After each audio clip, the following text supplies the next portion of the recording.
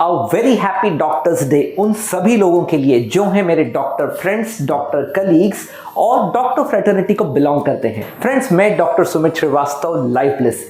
इस वीडियो में आपको बताऊंगा कि कौन सी 3 इंपॉर्टेंट बुक्स को पढ़ के एक डॉक्टर अपनी पर्सनल लाइफ, अपनी प्रोफेशनल लाइफ और अपनी फैमिली लाइफ को एक अलग लेवल पर लेके जा सकता है। एक डॉक्टर अपनी मेडिकल प्रैक्टिस की शुरुआत से लेकर कंप्लीट होने तक बहुत सारे जर्नल्स पढ़ते हैं, बहुत सारे रिसर्च आर्टिकल्स पढ़ते हैं अपने आप को अपडेटेड रखने के लिए।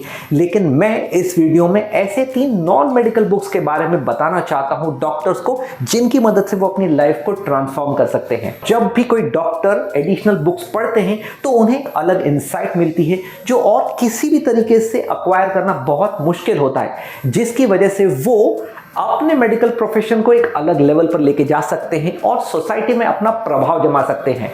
इस वीडियो में हम बात करेंगे 3 प्रभावशाली बुक्स के बारे में। पहली है lifespan, written by doctor David Sinclair. दूसरी बुक है Ikigai, written by Hector Garcia and Francis Miralles. और तीसरी लाइफ ट्रांसफॉर्मिंग बुक है leaders eat last by Simon Sinek. पहली बुक है लाइफ स्पैन, जिसके ऑथर डेविड सिंक्लेयर एक famous genetic expert हैं। इनका ऐसा मानना है कि एजिंग जो है वो एक स्लो प्रोसेस है, जिसको प्रॉपर तरीके से प्रॉपर इंटरवेंशंस करके हॉल्ट किया जा सकता है।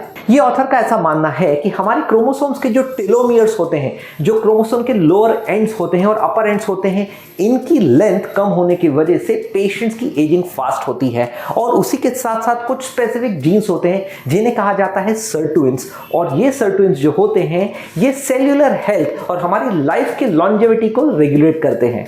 तो इन सर्टुइन्स को अगर हमें एक्टिवेट करना है तो हमें कुछ लाइफस्टाइल मॉडिफिकेशन को अपनी लाइफ में इनकॉर्पोरेट करना है, स्पेशली कैलोरिक रेस्ट्रिक्शन, यानी कि कम खाना खा के इंटरमिटेंट फास्टिंग करके हम अपनी लाइफ को डेफिनेटली बढ़ा सकते हैं। इस बुक में यह भी बताया गया है कि कुछ इनोवेटिव इंटरवेंशंस की मदद से, जीन थेरेपी या कुछ एनएडी प्रिकर्सर्स या मेटफॉर्मिन जैसी दवाओं की मदद से भी हम एजिंग की प्रोसेस को एक्चुअली रिटार्ड कर सकते हैं। बुक के आखिर में उन्होंने ये भी बताया है कि जो भी लोग मेंटल और फिजिकल स्ट्रेस से हद से ज़्यादा गुजरते हैं उनकी एजिंग फास्ट होती है। तो जब भी हमें अपने मेंटल और फिजिकल स्ट्रेस को कम करना है तो हमें कुछ माइंडफुल प्रैक्टिसेस, मेडिटेशंस, अच्छे सोशल कनेक्शंस की मदद लेनी चाहिए और अपनी एजिंग प्रोसेस को एक्चुअली कम करना चाहिए। Friends, honestly life span book के अंदर बताए गए इंटरवेंशंस एक डॉक्टर अपनी लाइफ में भी इनकॉर्पोरेट कर सकता है और अपने पेशेंट्स को भी बता सकता है, सो दैट दोनों का ही फायदा होगा। अगली बुक है इकिगाई। इस बुक में वैसे तो पर्पस ऑफ लाइफ को कैसे ढूंढना है इस बारे में बताया गया है, लेकिन एक चीज जो मुझे इस बुक में बहुत ज्यादा अच्छी लगी वो ये कि अगर हमें अपने बच्चों के लिए कोई अच्छा तगड़ा प्रोफेशन चूज करना है तो उसके लिए कौन सा सिंपल फॉर्मूला इस्तेमाल किया जा सकता है। दोस्तों, इस बुक में एक सिंपल वेन डायग्राम दिया गया है जो एक फॉर्मूला की तरह काम करता है, किसी भी आदमी को उसका प्रोफेशन चूज करने में मदद करता है। तो इस डायग्राम में पहले सर्कल में आता है what you are good at, जिसका मतलब है आपको क्या आता है। दूसरा सर्कल है व्हाट डू यू लव, आपको क्या करना पसंद है। तीसरा सर्कल है whether the world needs it, जिसका मतलब है क्या इस प्रोफेशन को सच में दुनिया को जरूरत है। और आखिरी चीज होती है whether you can be getting paid for it, जिसका मतलब है क्या इस प्रोफेशन के लिए आपको पैसा दिया जा सकता है।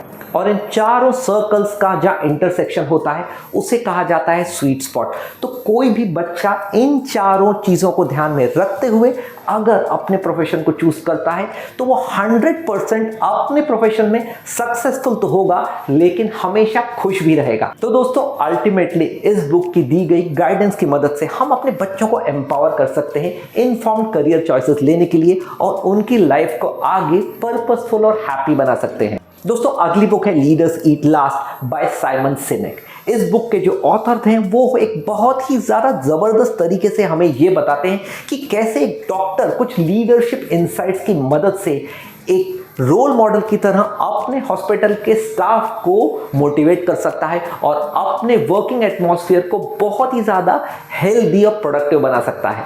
एज डॉक्टर्स अगर हम ये चाहते हैं कि हमारे पेशेंट्स एक बहुत ही ज़्यादा सेटिस्फैक्शन वाली फीलिंग लेके क्लिनिक से निकले तो बहुत ज़रूरी है कि हम अपने एम्प्लॉयज़ के लिए ट्रस्ट और सेफ्टी का एनवायरनमेंट रखें। इस बुक की लर्निंग्स को इंप्लीमेंट करके एक doctor can lead by example. वो अपनी ऑर्गेनाइजेशन में एक लर्निंग का कल्चर डेवलप कर सकता है और अपने एम्प्लॉयज को रेगुलर बेसिस पर रिकॉग्नाइज और रिवॉर्ड कर सकता है। इस बुक की मदद से एक डॉक्टर अपनी ऑर्गेनाइजेशन में अच्छी तरीके से कम्युनिकेट करके एम्प्लॉयज में एक सेंस ऑफ पर्पस एस्टैब्लिश कर सकता है, जिसकी वजह से एक ग्रोथ और डेवलपमेंट का एटमॉस्फेयर बन जाता है।